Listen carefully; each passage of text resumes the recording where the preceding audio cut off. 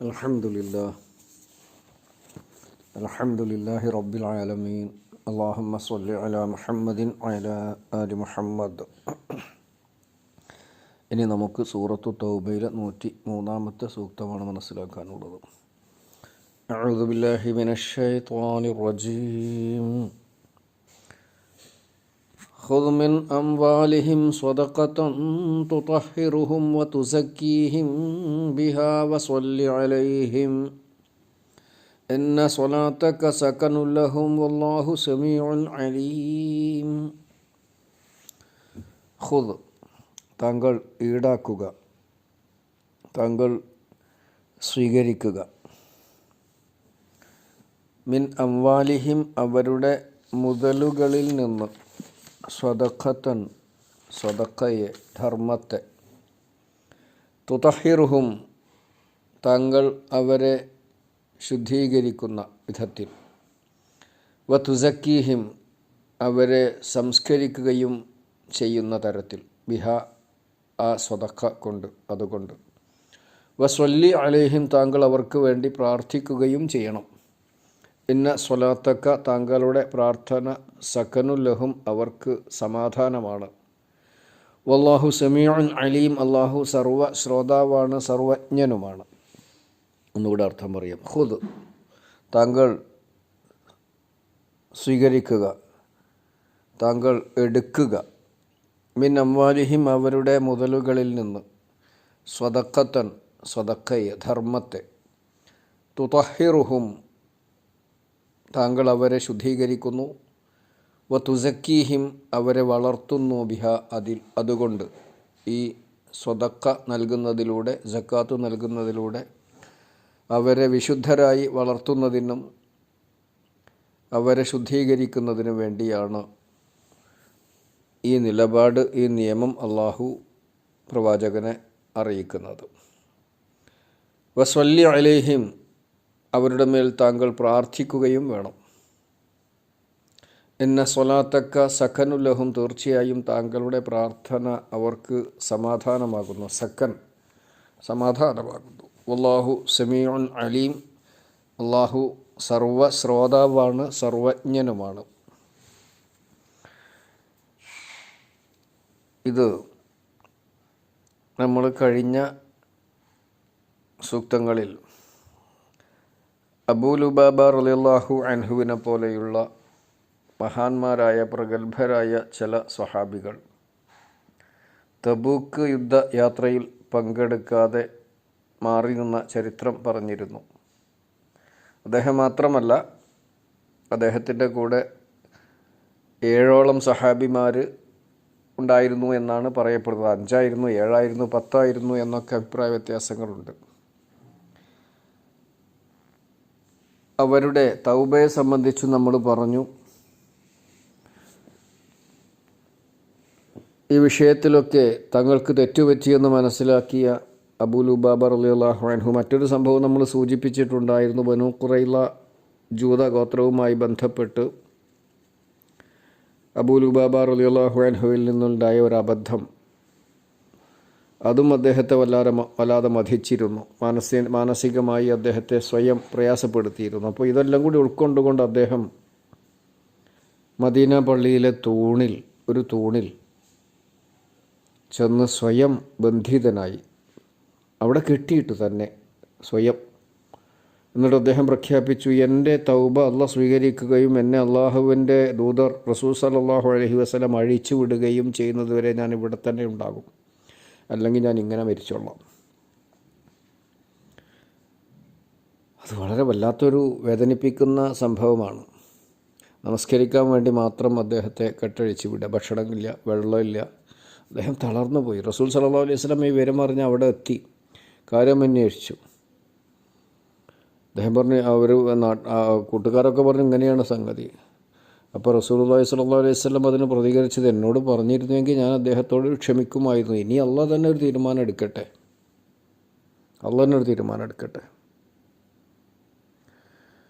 ഏതായിരുന്നാലും അള്ളാഹ് അദ്ദേഹത്തിൻ്റെ പശ്ചാത്താപം സ്വീകരിച്ചതായി അറിയിക്കുകയും റസൂൽ സല്ലല്ലാഹു അലൈഹി വസല്ലം അദ്ദേഹത്തെ അഴിച്ചുവിടുകയും ചെയ്ത സംഭവമൊക്കെ നമ്മൾ നേരത്തെ പറഞ്ഞിട്ടുണ്ട്. പിന്നെ ഈ അബൂ ലുബാബ റളിയല്ലാഹു അൻഹുവും കൂടെയുള്ള ചില സഹാബികളും അവരെ തബൂക്ക് യുദ്ധയാത്രയിൽ നിന്ന് പിന്തിരിപ്പിച്ചത് ഭൗതികതയോടുള്ള ആർത്തി അല്ലെങ്കിൽ മുതലിനോടുള്ള സ്നേഹമാണെന്ന് സ്വയം മനസ്സിലാക്കിക്കൊണ്ട് അവരുടെ മുതൽ റസൂൽ സല്ലല്ലാഹു അലൈഹി വസല്ലമയുടെ അടുക്കൽ, അവരുടെ തോട്ടങ്ങളൊക്കെ റസൂൽ സല്ലല്ലാഹു അലൈഹി വസല്ലമയുടെ മുമ്പിൽ കൊണ്ടുവന്ന് സമർപ്പിക്കാം. തോട്ടം എടുത്തുകൊണ്ട് വരില്ലല്ലോ, വാക്കാൽ പറയണം അള്ളാഹുവിൻ്റെ റസൂലെ ഇതാണ് ഞങ്ങൾക്ക് തടസ്സമായത്. ഇനി പരലോക വിഷയത്തിൽ അള്ളാഹുവിൻ്റെ കൽപ്പനയിൽ നിന്ന് ഞങ്ങളെ മാറ്റി നിർത്തുന്നതിന് മുതൽ തടസ്സമായിക്കൂടാ. അതുകൊണ്ട് ഇത് അള്ളാഹുവിൻ്റെ മാർഗത്തിൽ അങ്ങ് സ്വീകരിക്കണം. ആ വിഷയത്തിലാണ് ഈ ആയത്തുകൾ ഇറങ്ങിയിട്ടുള്ളത് എന്ന് വ്യാഖ്യാനമുണ്ട്. അപ്പോൾ അവരിൽ നിന്ന് സ്വതക്ക വസൂൽ ചെയ്യുക. ഹുദ് എന്നാണല്ലോ, അഹദ എന്ന എടുത്തു എന്നാ, പിടിച്ചു, എടുത്തു, സ്വീകരിച്ചു. ഹുദ് കൽപ്പനയാണ്, താങ്കൾ എടുക്കണം. അതൊരു ഭരണ അധികാരമുള്ളവരോടുള്ള കൽപ്പനയാണല്ലോ, താങ്കൾ സ്വീകരിക്കണം, വസൂൽ ചെയ്യണം. ഹുദ് അഹദ അതിനുണ്ടേതാണ് ഹുദ്. മിൻ അംവാലിഹിം, അത് അവരുടെ മുതലുകളിൽ നിന്ന്. എന്ത് മുതലുകൾ എന്ന് പറഞ്ഞിട്ടില്ല. റസൂൽ സല്ലല്ലാഹു അലൈഹി വസല്ലമയുടെ വചനങ്ങളിൽ നിന്നും പ്രവർത്തനങ്ങളിൽ നിന്നും ഒക്കെ അത് വ്യക്തമാണ്. മുതലായി വരുന്ന എല്ലാറ്റിൽ നിന്നും സ്വതക്കത്തൻ, സ്വതക്ക സ്വീകരിക്കണം. സ്വതക്ക എന്താണ് സ്വതക്ക എന്ന് പറഞ്ഞാൽ? അതിലും പണ്ഡിതന്മാർ പല വ്യാഖ്യാനങ്ങളും നൽകിയിട്ടുണ്ട്. അത് ഇസ്ലാമിക സമൂഹത്തിന് അത്യാവശ്യമായി വരുന്ന ഘട്ടത്തിലുള്ള സാമ്പത്തിക സഹായം ധർമ്മമാണ്, ഐച്ഛിക ധർമ്മമാണ്. അതല്ല സമ്പത്തിന് നൽകേണ്ട നിർബന്ധമായ സക്കാത്ത്, അതാണ് എന്നും വ്യാഖ്യാനിക്കപ്പെട്ടിട്ടുണ്ട്. അതുമല്ല നേരത്തെ പറഞ്ഞതുപോലെ അബൂ ലുബാബയെ പോലെയുള്ള ആളുകൾ ഇസ്ലാമിക ഭരണത്തിന് സമർപ്പിക്കുന്ന, അത് മുസ്ലിമീങ്ങളുടെ പൊതു ആവശ്യത്തിന് വേണ്ടി നൽകുന്ന തങ്ങളുടെ സമ്പത്താണ്, അത് സ്വീകരിക്കണം എന്നും. നേരത്തെ അബൂ ലുബാബ റളിയല്ലാഹു അൻഹു മുതലുകൾ കൊടുത്തപ്പോൾ റസൂൽ അത് സ്വീകരിച്ചിട്ടില്ല. റസൂൽ പറഞ്ഞത് എനിക്ക് കൽപ്പന ഇല്ല എന്നാണ്, ഞാൻ കൽപ്പിക്കപ്പെട്ടിട്ടില്ല. അപ്പോൾ അള്ളാഹുവിൻ്റെ കൽപ്പന ഇതായിരുന്നു എന്ന് വിശദീകരിച്ചവരുണ്ട്. അതുകൊണ്ട് റസൂൽ സല്ലല്ലാഹു അലൈഹി വസല്ലം അദ്ദേഹത്തിൻ്റെ സമ്പത്തിൽ നിന്ന് 1/3, അതാണല്ലോ വസിയ്യത്ത് ചെയ്യുക എന്നാണ്, 1/3 സ്വീകരിച്ച് ബാക്കി അദ്ദേഹത്തോട് തന്നെ കൈകാര്യം ചെയ്യാൻ വേണ്ടി പറയുകയാണ് ചെയ്തത്. 1/3 പൊതു ഫണ്ടിലേക്ക് എടുത്തു, ബാക്കി അദ്ദേഹത്തിന് അതിനെ തിരിച്ചേൽപ്പിക്കുകയാണ് ഉണ്ടായത് എന്നും ചരിത്രത്തിൽ കാണാൻ കഴിയും. എന്തായിരുന്നാലും പൊതുവായ എല്ലാ നിർബന്ധ ധർമ്മങ്ങൾ, അതുപോലെ തന്നെ നിർബന്ധ സക്കാത്ത്, അതൊക്കെ ഉൾപ്പെടുമെന്നാണ് നമുക്ക് മനസ്സിലാക്കാൻ കഴിയുക. അല്ല സക്കാത്ത് മാത്രമാണെന്ന് പറഞ്ഞവരുമുണ്ട്. ഖുദ് മിൻ അംവാലിഹിം സ്വദഖത്തൻ, അവരുടെ മുതലുകളിൽ നിന്ന് സക്കാത്ത് സ്വീകരിക്കുക. ഈ കൽപ്പന പാലിക്കുന്നതിന് റസൂൽ സല്ലല്ലാഹു അലൈഹി വസല്ലം തൻ്റെ ഉദ്യോഗസ്ഥരെ നിയമിച്ചതായി ചരിത്രത്തിൽ കാണാം. അതൊന്നും ഇപ്പോൾ വിശദീകരിക്കണില്ല ഞാൻ. അദ്ദേഹം ഓരോ വീടുകളിലും ചെന്ന് അവരുടെ മുതലിൻ്റെ കണക്കെടുത്ത് ഇത്ര സക്കാത്തും നൽകണം, ഇത്ര ഒട്ടകത്തിന് ഇത്ര ഒട്ടകം, ഇത്ര ആടുണ്ട്, അതുകൊണ്ട് ഇന്ന ആടുകൾ എന്നൊക്കെ കണക്കാക്കിയിട്ട് അത് ഉടമയിൽ നിന്ന് പൊതു ഫണ്ടിലേക്ക്, സക്കാത്തിലേക്ക് പിരിച്ചെടുക്കുകയാണ്, വാങ്ങിയെടുക്കുകയാണ്. അങ്ങനെ തന്നെ സംഭവിച്ചിട്ടുണ്ടല്ലോ. സക്കാത്ത് നൽകാൻ വിസമ്മതിച്ചവരോട് അബൂബക്കർ സിദ്ദീഖ് റളിയല്ലാഹു അൻഹു യുദ്ധം പ്രഖ്യാപിച്ചത് നമുക്കറിയാം. അപ്പോൾ അത് നിർബന്ധമായി വിശ്വാസി സമൂഹത്തിൽ നിന്ന് ഈടാക്കേണ്ടതാണ്, അവർ നൽകേണ്ടതുമാണ്, ഭരണകൂടം ഈടാക്കേണ്ടതുമാണ്. ഭരണകൂടം ഇല്ല, അപ്പോൾ എന്ത് ചെയ്യണം? ഭരണകൂടം ഇല്ലെങ്കിൽ ഇഖാമത്ത് സ്വലാത്ത് നിർവഹിക്കുന്നത് എങ്ങനെ? അതും ഭരണകൂടം നിർവഹിക്കേണ്ടതാണല്ലോ. അതിന് വിശ്വാസികൾ അവരുടേതായ രീതികൾ ആവിഷ്കരിച്ചെടുത്തിട്ടുണ്ട്. അതേമാതിരി സക്കാത്തിനും ഉണ്ടാക്കിയെടുക്കണം. ഇല്ലാത്ത പ്രദേശങ്ങളിലൊക്കെ വളരെ പെട്ടെന്ന് മനസ്സിലാക്കാൻ കഴിയുന്ന കാര്യങ്ങളാണ്. എന്നിട്ട് വിശ്വാസികളിൽ നിന്ന് ഈടാക്കുന്ന സക്കാത്ത് വിശ്വാസികളുടെ, അത്യാവശ്യക്കാരുടെ, ഖുർആൻ തന്നെ സൂചിപ്പിച്ചിട്ടുള്ളതിൻ്റെ അർഹരുടെ ആവശ്യ പൂർത്തീകരണത്തിന് വേണ്ടി വിനിയോഗിക്കണം. ഖുദ് മിൻ അംവാലിഹിം സ്വദഖത്തൻ തുതഹിർഹും, അത് അവരെ താങ്കൾ അവരെ ശുദ്ധീകരിക്കും. എന്താണ് തത്വഹീർ, ത്വഹറ, ത്വഹൂർ എന്നൊക്കെ നമ്മൾ മദ്രസയിൽ നിന്ന് പഠിക്കുന്ന പദങ്ങളാണ്. ത്വഹൂറായ വെള്ളം എന്നൊക്കെ നമ്മൾ പഠിച്ചതാണ്. തത്വഹീർ എന്ന് പറഞ്ഞാൽ ശുദ്ധീകരിക്കൽ എന്നാണ്. എന്തിൽ നിന്നാണ് ഈ ശുദ്ധീകരിക്കുന്നത്? അവരുടെ ആന്തരികവും ബാഹ്യവുമായ മാലിന്യങ്ങളിൽ നിന്നുള്ള ശുദ്ധീകരണം. ലുബ്ദ്, ധനത്തോടുള്ള ആർത്തി, സ്വാർത്ഥത, ഇങ്ങനെ അതിൽ നിന്നൊക്കെ അവരെ ശുദ്ധീകരിക്കുക. ആളുകളെ അവഗണിക്കുക,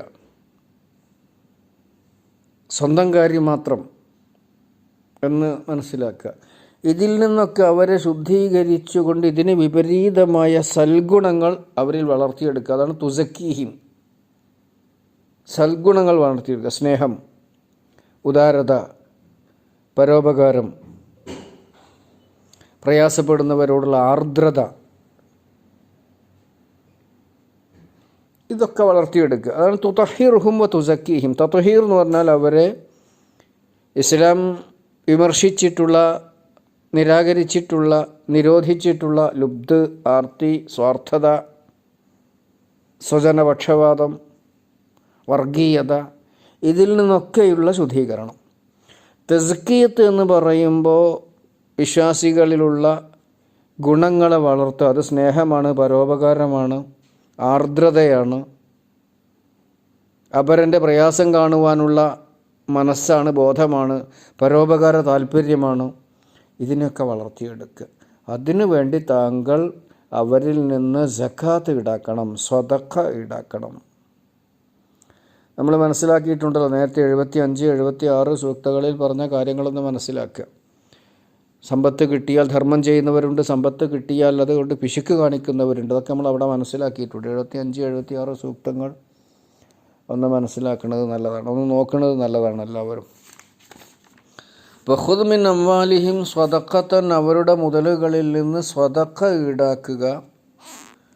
തുതഹിറുഹും, അതവരെ താങ്കൾ അവരെ ശുദ്ധീകരിക്കുന്നതിന് വേണ്ടി. വ തുസക്കീഹിം, അവരെ വളർത്തുന്നതിന് ബിഹ, അതിലൂടെ, അഥവാ സ്വതക്ക കൊണ്ട്. വ സ്വല്ലി അലൈഹിം, താങ്കൾ അവർക്ക് വേണ്ടി പ്രാർത്ഥിക്കണം. സ്വല്ല, നമ്മൾ സ്വലാത്ത് എന്ന് പറയുന്നത് തന്നെയാണ്, നമസ്കാരം എന്നാണ് നമ്മളതിനർത്ഥം പഠിച്ചിട്ടുള്ളത്. യഥാർത്ഥത്തിൽ സ്വലാത്ത് എന്നുള്ള വാക്കിൻ്റെ അർത്ഥം പ്രാർത്ഥിക്കുക എന്നാണ്. മുമ്പ് പറഞ്ഞിട്ടുണ്ടത്. വ സ്വല്ലി അലൈഹിം, താങ്കൾ അവർക്ക് വേണ്ടി പ്രാർത്ഥിക്കണം. ഇബ്നു അബി ഔഫ റളിയല്ലാഹു അൻഹു ഇതുപോലെ റസൂൽ സല്ലല്ലാഹു അലൈഹി വസല്ലമയുടെ അടുക്കൽ സദഖയുമായി വന്ന് നൽകിയപ്പോൾ നബി കരീം സല്ലല്ലാഹു അലൈഹി വസല്ലം അദ്ദേഹത്തിന് വേണ്ടി പ്രാർത്ഥിച്ചതൊക്കെ ഹദീസിൽ കാണാം. ഇബ്നു അബി ഔഫയ്ക്ക് അദ്ദേഹത്തിൻ്റെ കുടുംബത്തിന് നീ ഒരുപാട് അനുഗ്രഹങ്ങൾ ചൊരിയണം, നൽകണം എന്ന് അള്ളാഹുവിനോട് റസൂൽ സല്ലല്ലാഹു അലൈഹി വസല്ലം പ്രാർത്ഥിച്ചതായിട്ട് നമുക്ക് കാണാൻ കഴിയും. അപ്പോൾ വസ്വല്ലി അലൈഹിം, അപ്പോൾ ധർമ്മം ചെയ്യുന്നവർക്ക് വേണ്ടി പ്രാർത്ഥിക്കുക, സ്വതക്ക നൽകുന്നവർക്ക് വേണ്ടി പ്രാർത്ഥിക്കുക, സക്കാത്ത് നൽകുന്നവർക്ക് വേണ്ടി പ്രാർത്ഥിക്കുക. അതുകൂടെ കൂട്ടത്തിൽ നമ്മളെ പഠിപ്പിക്കുകയാണ്. ഇന്ന സ്വലാത്തക്ക, താങ്കളുടെ പ്രാർത്ഥന സഖനു ലഹും, അവർക്ക് സമാധാനമാണ്. സക്കൻ, സക്കീന, മസ്കന ഒക്കെ നമ്മൾ പഠിച്ചത്. അതന്നെ സക്കീന എന്ന് പറഞ്ഞ അർത്ഥമാണ് സക്കനുൻ, മനസ്സിന് ശാന്തിയേകുന്നത്, സമാധാനം കിട്ടുന്നത് ആണ്. ഇന്ന സ്വലാത്തക്ക, തീർച്ചയായും താങ്കളുടെ സ്വലാത്ത്, നമസ്കാരം, സഖനുല്ലഹും, അവർക്ക് സമാധാനമാണ്. റസൂൽ സല്ലല്ലാഹു അലൈഹി വസല്ലമയുടെ പ്രാർത്ഥന അല്ലാഹു തആല തട്ടിക്കളയുകയില്ല.